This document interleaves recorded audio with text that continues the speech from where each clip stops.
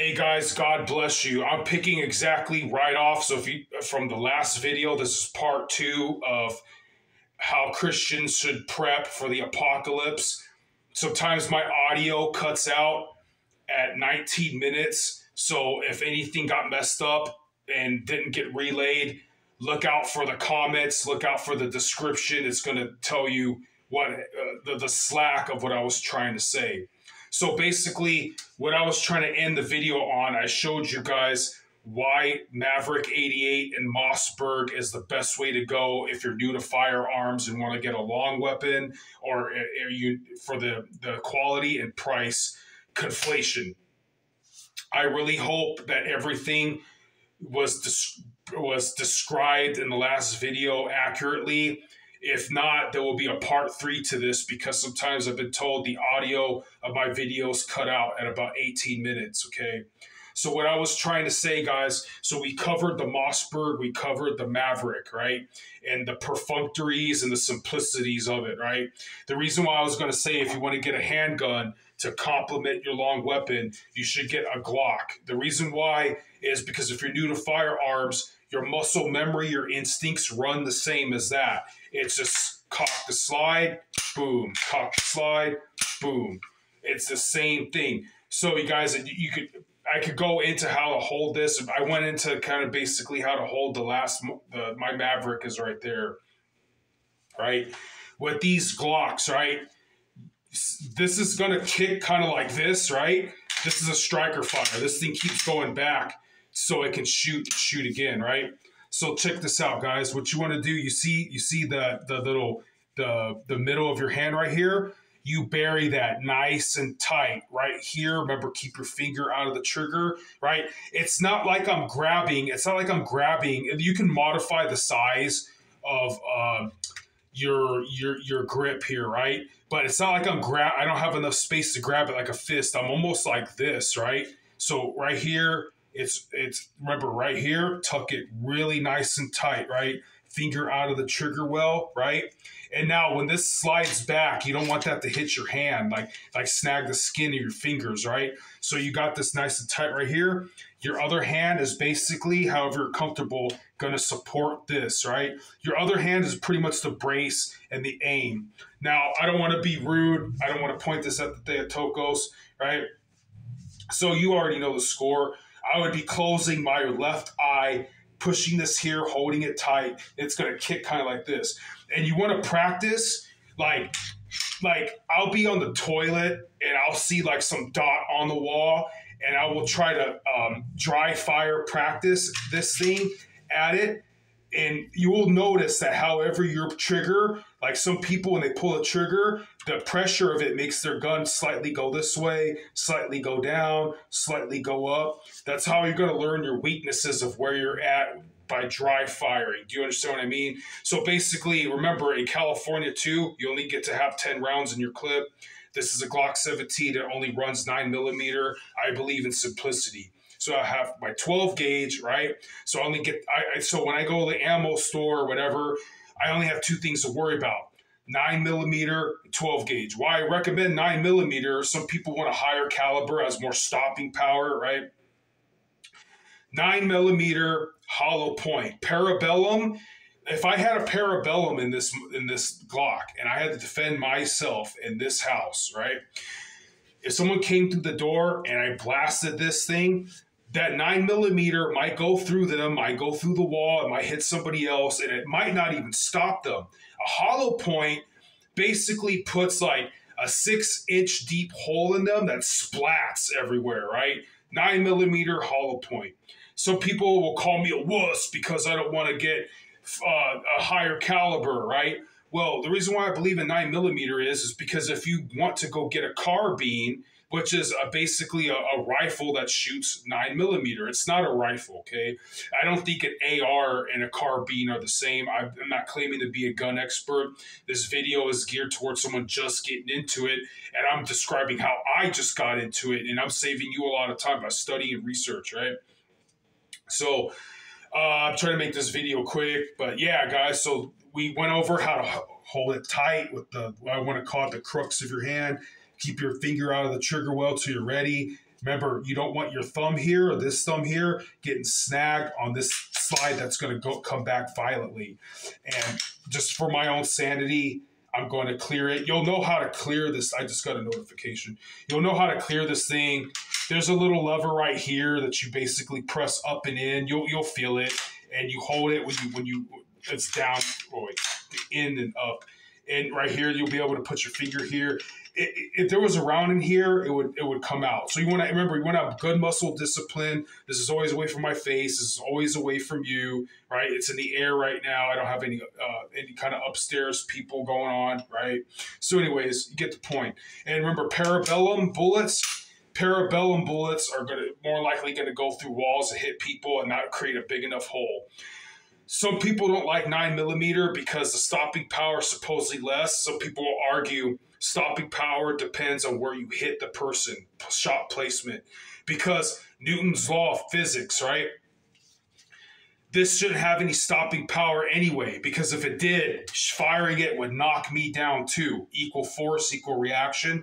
That's why a 12 gauge, boom, that has stopping power, because you really have to hold that thing brace. And I wish I had time to show you how I hold the shotgun. You know, I'm a 6 foot person, so the shorter you are, the more it's going to be on your shoulder. The taller you are, you can get away with putting it kind of on your upper pecs and stuff like that. Remington and some other shotguns have it to where you can have your hand closer to here for shorter people. But I have to admit that Mossberg is big, and you're kind of like this, guys. That Maverick is like that. So I hope you're following me. I'm giving you a lot at one time because I have to rush through this video, get some sleep for work.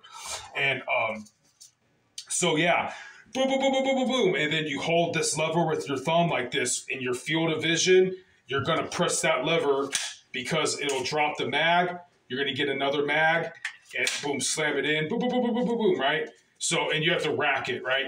Again, I was talking about condition 3 with the Mossberg, which I don't think really exists. It's just an example. Condition 3 is where coming from the Glock, right? So this is what's called Israeli carry. I'm gonna keep that that magazine out of here just for show. So okay, here's how condition 3 works, right? I'm gonna clear it, right? And it's cleared. I'm gonna fire it, right? This is now. Let's say it's loaded. Okay. There's nothing in the chamber, right? So a lot of people, they're condition 1. They want to be like a cowboy, cut this out, and boom, be the first to shoot, right? I don't like that because I want safety. I don't want to add this to accidentally fire.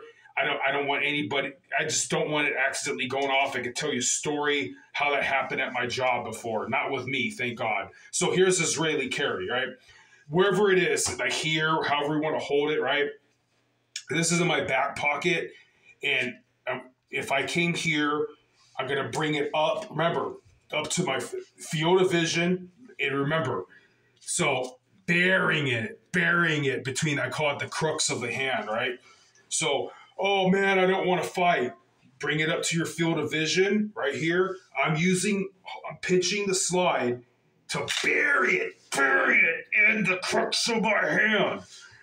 Boom. Then you get your aim. And then, so again, it's with dry fire practice. Remember I was telling you about aiming at something at the wall to see if you go like, kind of when you pull the trigger, do you go right or left a little bit? We're not robots, so it's perfect. Reach in here like this, my back pocket. It's not like a side arm where it's like this, right? Because some people, they'll have it here and they like to go, I don't really want it, this is extraneous. They come here and they like to go boom, bam, like this, right? I don't really want to do it 100% because you guys, with this weapon, you don't want to just keep releasing this and letting it go flack forward without a bullet in there because it'll kind of fuck up the springs and shit, right?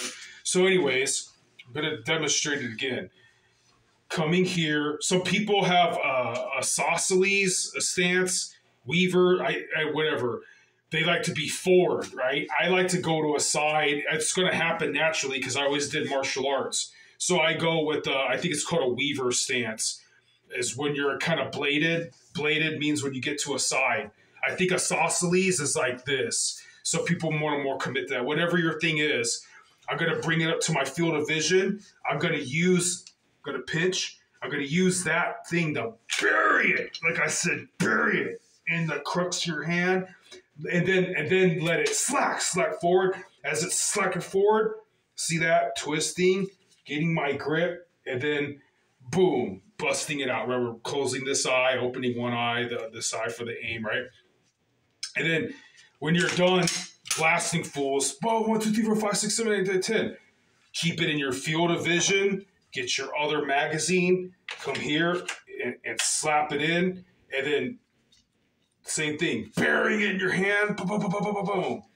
Right? So that's firearms. This is part 2. You notice that I'm wearing these rubber gloves that you can buy like at Harbor Freight or something. Now, this is where the video gets subversive and nefarious. Let's say we're living like you ever seen the movie Mad Max or the Book of Eli, right? There was a riot like in Koreatown in the 1990s, right? If you're blasting fools, you have to fucking, excuse my language. I told you guys I accidentally cussed. If you guys, you're going to leave fingerprints all over this shit. I would actually suggest cleaning and loading your weapon, cleaning the fucking ammo with WD-40. Some people say something else. Cleaning your weapon, those kind of emergency apocalyptic events, if you have the time, wearing these gloves, because after everything's said and done, and gentrification patrol has to get back the good guys that had to be bad guys briefly, because trying to defend yourself nowadays is a lot of legalities. Anyways, let's just say that keep your weapon fairly, free of unnecessary sweat stains, right? You notice I'm wearing this BDU like a wannabe commando. It's because it can hold a lot of shit. When I'm at my job and it's a day they don't care about uniforms, right? Look at, man, this is my Glock, right? And it complements this by, it holds my Glock right here. I can have magazines. Also, so yeah, you see how it goes. It's holding my Glock. I can have magazines right here, cross here, right? Another thing that's good to do is, if you can, be able to however you store your magazines, that when you put it up to your face to reload, it's the right way. You can feel it in the dark, whatever, but by feel or by sight, whatever's going in is the right way to put it in there, because you have seconds to defend your life, right? I wanted to show you this here pocket knife. This is a Border Patrol pocket knife. I really like them, but you want them to last. So you need WD-40 and especially small, torque wrenches, because some parts will fall off. Imagine someone's getting me in a chokehold or whatever. If anybody does get you in a chokehold, guys, you can Google how to get out of it. The main thing is make your body weight really nice and low. Whatever the thumb is, you're turning to that side. If you can, get 2 hands on one limb, right? But if it's already too late, you could grab one of these knives. You could practice this, how to flip it open with one hand, right? How to turn that sumbitch upside down, how to step to the side and stab their leg. So in this video, I believe we covered that you need to store food and water, what is the cheapest, quickest firearm you can buy, which is a Maverick 88, what kind of ammo you should buy and what the uses of the ammo is for, why you would probably want to get a Glock to complement a shotgun, because they pretty much run the same thing, and you could practice condition 3 on both carries, right? You understand where I'm coming from? How a pocket knife can save you from getting mugged if you're getting choked, right? Why gloves are good for shit like that. And if you can get a BDU, they hold a shitload of things. Excuse me, I mentioned before, I cuss a lot. This is a flashlight, right? You can hold lots of stuff in these things, man. So God bless you. Again, this video was to try to red pill or lace up with woke knowledge. Oh, that woke nowadays means like gay ass stuff, right? That's another story where the word woke came from. it was originally spelled Whiskey Oscar Charlie, WOC, and it was basically stoner or pothead talk about the social and the economic divide among the classes of people. And woke was derided from the word loke, like loco, Lincoln Oscar Charlie, LOC, right? Like lokes, their glasses, loco, like are you crazy, right? The original usage of the word woke actually came from that. But now in our day and age, circa June of 2023, it means some gay ass shit. So, anyways, guys, my disclaimer. I'm sorry I cuss a lot too. This video was for my Christian brothers to tell them what they already know because they've lately had too much time with work and family, how they can better prepare for like another COVID, another lockdown, another scenario where there's curfews, there's economic collapse, there's no food or toilet paper, and conspiracy theorist talk.